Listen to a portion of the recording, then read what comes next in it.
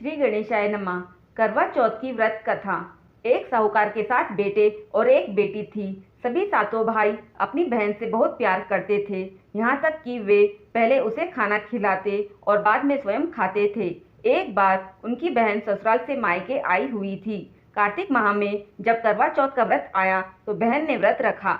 भाई जब भोजन करने बैठे तो अपनी बहन से भी खाने का आग्रह करने लगे, लेकिन बहन ने बताया कि आज उसका करवा चौथ का व्रत है और वह सिर्फ चंद्रमा को देखकर उसे अर्घ देकर ही भोजन करेगी। भाइयों ने सोचा कि बहन भूखी रहेगी, इसलिए एक भाई ने दूर पीपल के पेड़ पर एक दीपक जलाकर छलनी से ढककर रख देता है।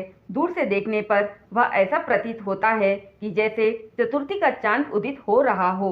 इसके बाद भाई अपनी बहन को बताता है कि चांद निकल आया है, तुम उसे अर्घ देने के बाद भोजन कर सकती हो। बहन ने अपनी भाभीयों से कहा, चलो भाभी, चांद के दर्शन करके अर्घ दे लो। तब भाभी बोली कि बाई जी, ये तो चांद आपके लिए उगा है, आप ही देख लो, हमारा चांद तो रात में उगेगा। तब बहन अकेली ही अर्घ देकर भाइयों के साथ भोजन करने बैठ गई तो पहली ग्रास में ही बाल आया, दूसरी ग्रास में सिवाल आया और तीसरी ग्रास में उसे ससुराल से बुलावा आ गया कि तुम्हारे जमाई राजा बहुत बीमार है, तो बहू को जल्दी भेजो। तब उसकी माँ ने कपड़ों का बंद थैला खोलकर उसे कपड़े पहनाने के लिए थैले में 3 बार हाथ डाला।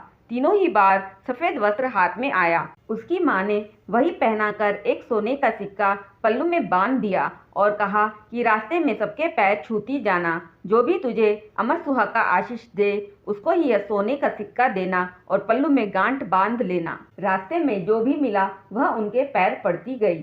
सबने भाई भांजों के सुख देखने का ही आशीष दिया, किसी ने भी सुहाग का आशीष नहीं दिया। चलते चलते जब उसके ससुराल का दरवाजा आया तो दरवाजे में घुसते ही उसकी छोटी ननद खड़ी थी। वह उसके भी पैर पड़ी तो ननद ने उसे आशीष दी, सीली हो, सपूती हो, 7 पूत की माँ हो, मेरे भाई को सुख दे। ऐसा सुनते ही उसने झट से सोने का सिक्का दे दिया और पल्लू में गांठ बांध ली। वह भीतर गई तो सास ने पीढ़ा नहीं दिया और रोकर कहने लगी कि वह मरा पड़ा है, वहां जाकर बैठ जा।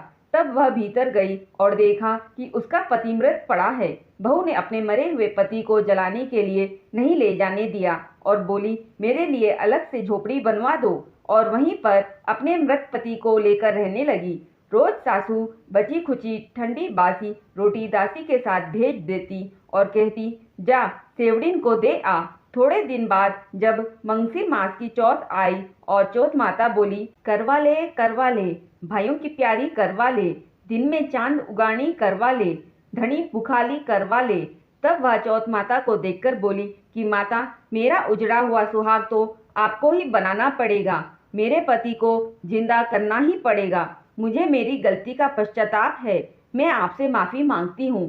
तब चौथ माता बोली, मेरे से बड़ी पौष की चौथ माता है, वह आएगी, वो तुझे सुहाग देगी। इसी तरह पौष की चौथ आकर चली गई, माघ की, फागुन की चौथ आकर चली गई, चैत की, बैसाख की, जेठ की, आषाढ़ की, श्रावण की, भाद्रपद की, सारी चौथ माता यूं ही जवाब देती गई कि अगली चौथ आएगी, वे ही सुहाग देगी। उनसे कहना। आखिर में आसोज की चौथ माता आई।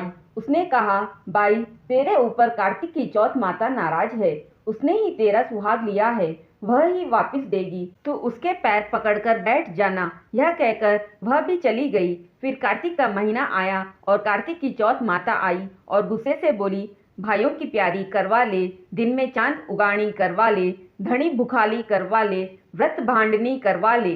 तब साहूकार की बेटी पैर पकड़कर बैठ गई और रोने लगी, हे चौथ माता, मेरा सुहाग तो तेरा व्रत भंग करने के कारण उजड़ा है, मैं ना समझती, मेरा सुहाग तो आपके हाथों में है, आपको ही देना पड़ेगा। तब चौथ माता बोली, पापिनी, हथियारिनी, मेरा पैर क्यों पकड़कर बैठी हो, मेरा पैर छोड़ दे। तब वह बोली, मेरे से बिगड़ी तो अब आप ही सुधारो, आपको मुझे सुहाग देना ही पड़ेगा, क्योंकि आप सब जग की माता हो और सबकी इच्छा पूरी करने वाली हो। तब चौथ माता खुश हुई और आंखों में से काजल निकाला, नाखूनों में से मेहंदी, बिंदी में से रोली निकाली और सबसे छोटी उंगली से उसके मरे हुए पति पर छींटे दिए। छींटे देते ही उसका पति उठकर बैठ गया और बोलने लगा, मुझे बहुत नींद आई। जब वह बोली, मुझे तो 12 महीने हो गए, मुझे तो चौथ माता ने सुहाग दिया है।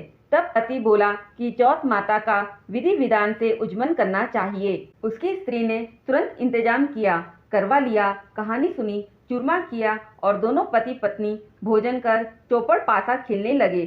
तभी दासी आई रोटी लेकर, तो उसने देखा कि दोनों चौपड़ पासा खेल रहे हैं। तुरंत वापस गई और उसकी सास से बोली कि वे दोनों तो चौपड़ पासा खेल रहे हैं। तब सास ने जाकर देखा और खुश हो गई और पूछने लगी, यह कैसे हुआ? बहू बोली, यह सब मुझे मेरी चौथ माता ने दिया है। और सास के पैर छुए और सास ने अमर सुहाग का आशीष दिया और सारी नगरी में ढिंडोरा पिटवा दिया कि पुरुष की लुगाई, बेटे की माँ, सब कोई चौथ का व्रत करना। 13 चौथ करना चाहिए, नहीं तो 4 करना, नहीं तो 2 चौथ तो सभी को करना चाहिए। हे चौथ माता, जैसे साहूकार की बेटी ने सुहाग दिया वैसे सबको देना। कहते सुनते हुकारा भरते अपने सारे परिवार को देना, हमें भी देना। बोलिए करवा चौथ माता की जय। बिंदाई जी की कहानी। एक मेंढक एक मेंढकी थी। दोनों सरोवर की पाल में रहते थे। मेंढकी सुबह होते ही रोज बिंदाई जी की कहानी कहती थी।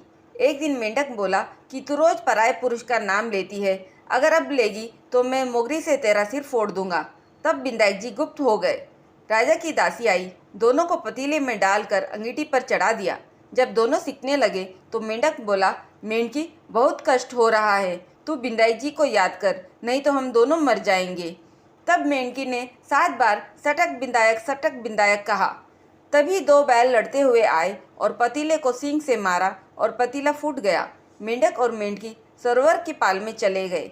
हे बिंदाई जी महाराज, जैसे मेंढक मेंढकी का कष्ट दूर किया वैसे सबका कष्ट दूर करना। कहते सुनते हुकारा भरते अपने सारे परिवार का कष्ट काटना, हमारा भी कष्ट काटना। बोलिए श्री गणेश भगवान की जय।